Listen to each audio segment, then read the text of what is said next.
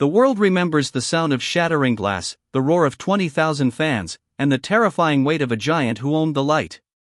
Shaquille O'Neal spent a lifetime becoming a god of physical supremacy, shattering backboards and the spirits of men, only to discover that greatness is a debt that always comes due and the bill is paid in wounds. There is a specific kind of terror in being the strongest man on earth and realizing you cannot buy a single natural breath. In the pitch-black silence of a massive estate, the only thing breaking is the rhythm of a machine forcing air into lungs that have forgotten how to breathe on their own. It is the silence of an absent father. The haunting fear of a man he could never truly please.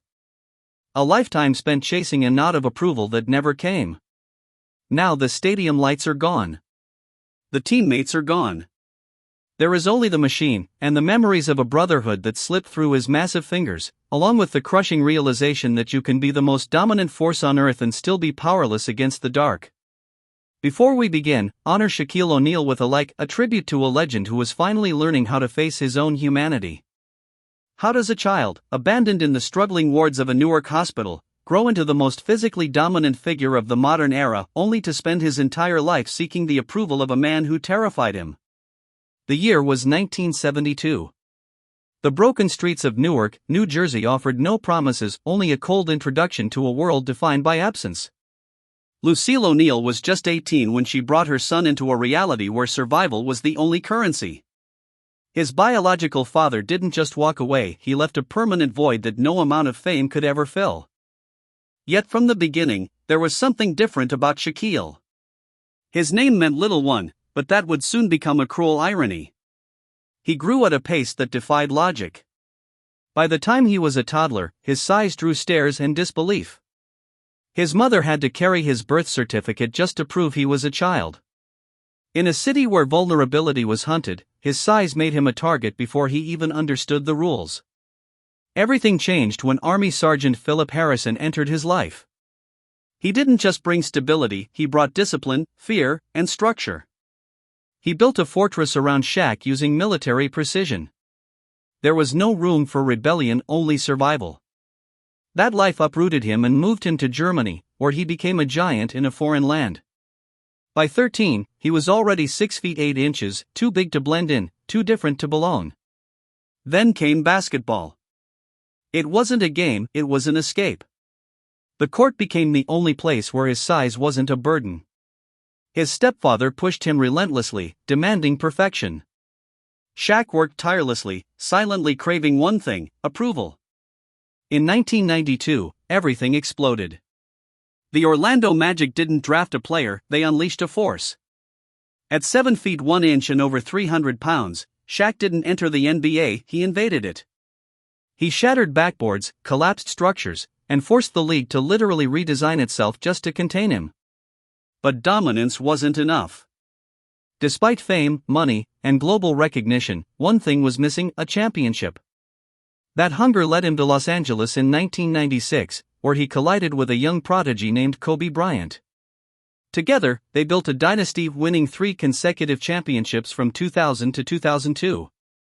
They were unstoppable. But greatness comes with pressure. Their egos clashed. Their bond fractured. And what looked like the beginning of an empire was actually the beginning of the end. In 2004, Shaq was traded. The king was exiled. Then came deeper losses.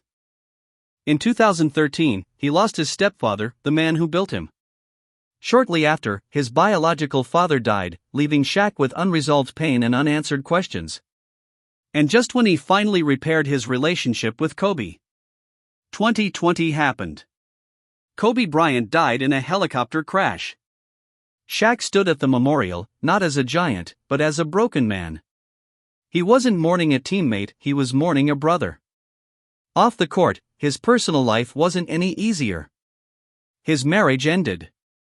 His children grew up while he was busy building an empire. The man who swore he would never be an absent father found himself becoming one. Then came the moment that broke him in a different way. His son needed heart surgery. For the first time in his life, Shaq was powerless. No money. No fame. No strength could fix it. That was the moment he realized he wasn't Superman. As the years passed, his body began to fail him. Injuries, weight gain, and eventually a dangerous condition, sleep apnea, forced him to confront his mortality. He stopped breathing over 100 times a night. The man who once dominated the world now depended on a machine just to survive his sleep. From 2021 to 2026, he fought back. He lost weight. He rebuilt his health. Not for fame, but for his children. Because this time, the goal wasn't championships. It was survival. Today, Shaq is still wealthy, still famous, still larger than life. But behind the gates of his mansion, the loudest sound is silence. No crowd. No cheers. Just a man, choosing to breathe again. The world will always remember the giant who broke the game. But the real story is about the man who learned how to bend, without breaking. Shaquille O'Neal spent 30 years convincing the world he was Superman. Only to discover that his greatest strength was learning how to be human.